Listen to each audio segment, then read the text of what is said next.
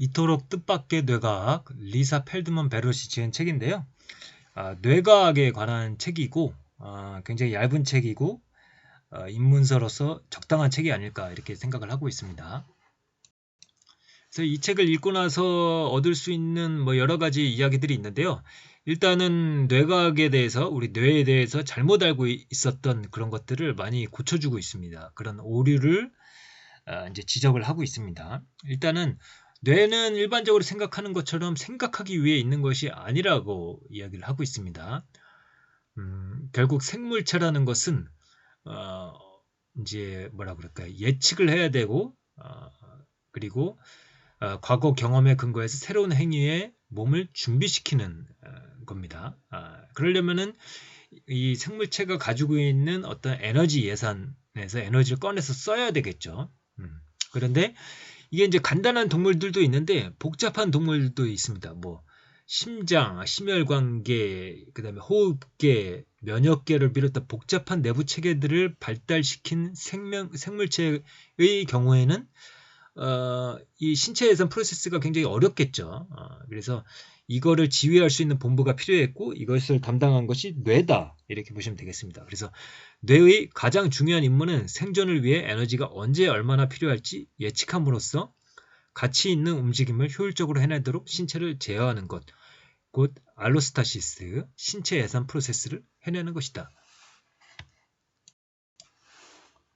그 다음에 이게 좀 재밌으면서도 좀 도움이 되는 이야기죠.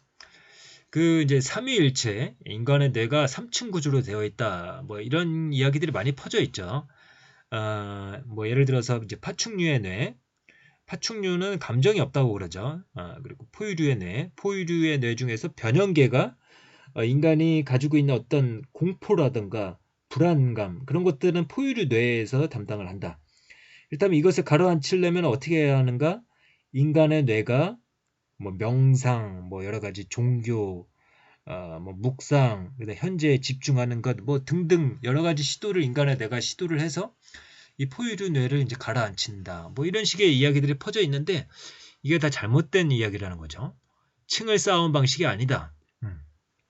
점점 커지면서 재조직되었다. 그래서 파충류나 포유류 동물이 인간과 같은 종류의 신경세포들을 갖고 있다. 그래서 인간의 뇌의 새로운 부분이라는 없다라는 거죠. 그래서 삼위일체의 뇌가설의 진화적 토대는 흔들린다. 그리고 우리의 대뇌피질이 이제 흔히 말하는 인간의 뇌라고 이야기했던 것들, 이게 상대적으로 뇌가 작은 원숭이, 침팬지, 육식동물에게서 발견이 된다는 거죠. 그래서 작은 대뇌피질의 확대 버전에 지나지 않는다라는 겁니다. 그래서 당신에게는 도마뱀 같은 감정적인 야수의 뇌도 없다. 감정만 전담하는 변형계 같은 것도 없다. 그래서 뭐 심피질, 인간의 뇌를 또 이제 심피질이라고도 그러는데요. 이런 것도 잘못 붙여진 이름이라는 거죠. 그래서 많은 척추 동물들이 동일한 신경세포들을 발달시켰으며 몇몇 동물의 경우 결정적 단계가 충분히 오래 지속되면서 이 세포들이 대뇌피질을 형성하는 것이다.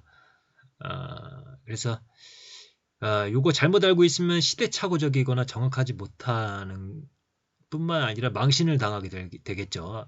이거 굉장히 여러 책에서 이렇게 이야기가 나옵니다. 그래서 요거 하나만 아셔도 이 책의 값은 한다 이렇게 보셔도 되겠습니다. 당신의 뇌는 세 개가 아니라 하나다.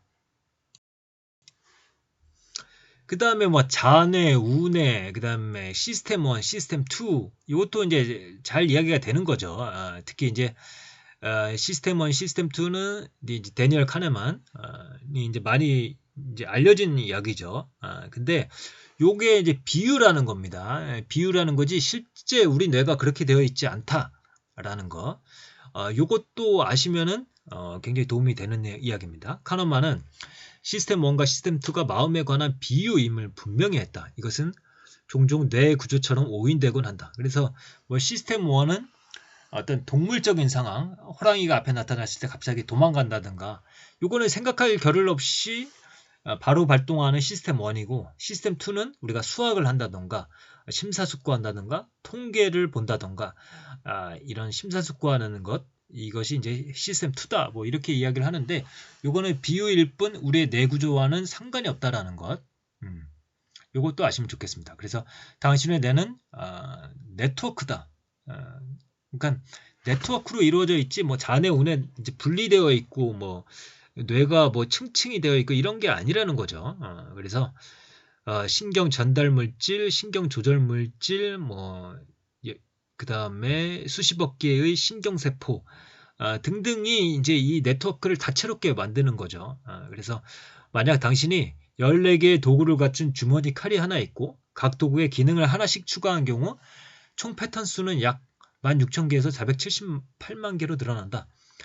그러니까 다시 말해 기존의 뇌 부분이 더 유연해진다면 새로운 부분을 늘리는 것보다 결과적으로 훨씬 더 복잡해진다. 이렇게 복잡성이 높은 뇌는 더 많은 것을 기억할 수 있다. 더 창의적이다. 더 탄력적으로 대응할 수 있다는 거죠. 그래서 반대로 이야기하면 인간은 굉장히 많은 것을 기억하고 창의적이고 탄력적으로 대응할 수 있는 존재죠. 근데 그거를 잘 살펴보면은 그것은 인간의 뇌에서 오는데 그 인간의 뇌는 네트워크로 되어 있고 신경 절단 물질, 신경 조절 물질, 여러 가지 신경 세포들이 어떻게 구성되는가에 따라서 이러한 복잡성이 다양하게 이루어질 수가 있다라고 이야기를 하고 있는 겁니다. 그래서 이것은 역시 우리가 가지고 있는 편견에 대해서 이야기를 했습니다. 그 다음에 어린 뇌는 스스로 세계와 연결한다. 그리고 이 책은 단순히 뇌과학을 이야기하는 것이 아니라 이 신체 예산 프로세스고 그 과정에서 신체 예산 프로세스는 과거의 기억, 그 다음에 현재 받아들이는 감각, 미래에 대한 예측 등등으로 이제 종합적으로 발현이 되는데 그 과정에서 외부 정보에 많이 기인을 한다라는 거죠. 그래서 사실은 현실 세계를 어떻게 구성할 것인가에 대한 이야기도 많이 하고 있습니다. 어린 뇌는 스스로 세계와 연결한다. 세부 조정과 가지치기라는 두 가지 프로세스가 아기의 두뇌를 더 복잡하게 만든다. 세부 조정은 중요한 연결을 강화시키는 거고 그 다음에 가지치기는 쓰지 않아서 잃어버리는 거죠. 그래서 강화시키거나 잃어버리거나 이 두 프로세스는 평생에 걸쳐 이루어진다. 사회적 세계가 뇌 배선이라는 물리적 실체를 완전히 만들어내는지를 보여준다. 그 양육자가 굉장히 중요하다라는 거죠. 예를 들어 루마니아의 고아들은 지적 장애를 입은 채 자라났다. 그들은 언어를 배우는데 문제가 있었고 집중하거나 주의가 흐트러지는 것을 제어하는데 어려움을 겪었다.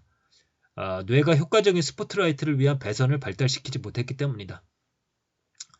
그러니까 결국에는 우리가 뭐 저출산 대책으로 이제 아기만 낳는 것이 중요한 게 아닌 거죠. 아기를 낳아서 어떻게 양육할 것인가를 국가가 같이 고민해야지 이 아이들을 제대로 키워낼 수가 있을 것입니다.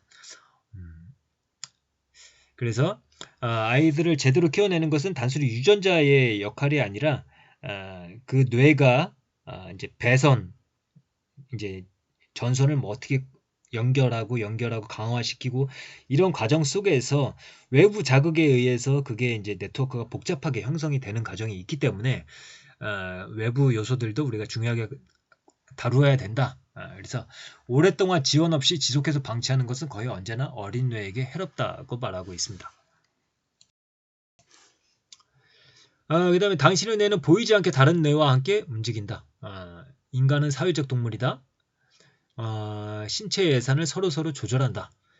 나의 행동이 상대의 신체 예산을 조정하기도 한다. 우리가 목소리를 크게 내거나 눈썹을 치켜 올리면 다른 사람의 신체 내부에서 일어나는 일, 예컨대 심장 박동수나 혈류 내에 흐르는 화학 물질 등에 영향을 끼칠 수 있다. 그래서 인간은 무조건 서로 영향을 주게 되어 있습니다. 나의 행동, 나의 말이 반드시 상대방에게 영향을 주게 된다. 상대의 신체 예산 프로세스에 영향을 주게 된다. 특히 인간은 동물계 내에서도 매우 독특하다. 말로 서로를 조절하기 때문이죠. 그래서 위협적인 사람에게서 혐오스러운 말을 들으면 뇌는 위험을 예측하고 다량의 호르몬을 혈류로 보내 신체 예산에서 귀중한 자원들을 탕진할 수 있다. 뇌에서 언어를 처리하는 많은 영역의 몸 내부도 제어한다. 그래서 뭐 이제 당연한 이야기라고 할 수도 있겠죠. 우리가 어떤 말을 해서 상대에게 상처를 주죠. 그거는 익히 알고 있는 바인데 그게 뇌과학의 관점에서 이야기를 하고 있는 거죠. 상대의 신체 예산 프로세스에 무조건 영향을 준다라는 거죠.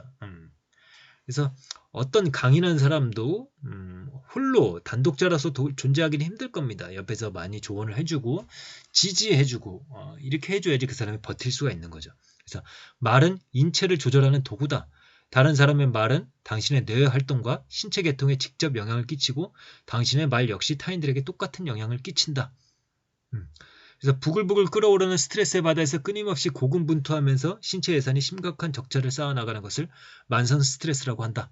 만성 스트레스를 야기하는 것이라면 중요한 내용입니다. 뇌를 조금씩 갉아먹어 몸에 질병을 일으킬 수 있다. 그래서 여러분들이 사랑하는 사람들, 주변 사람들이 건강하고 오래 잘 살기를 바란다면 그들에게 좋은 말을 해주십시오. 그리고 그들에게 스트레스를 가급적 주지 않으려고 노력하는 것, 그것이 그들을 사랑하는 방법이 아닐까 싶습니다. 그래서 이 책의 전부를 제가 요약하지는 않았고요. 좀 의미심장한 내용들을 저희 나름대로 말씀을 드렸는데 이것 외에도 다양한 이야기들이 있으니까 한번 보시면 도움이 많이 되지 않을까 이렇게 생각을 하고 있습니다. 그러면 오늘의 리뷰는 이것으로 마치도록 하겠습니다. 감사합니다.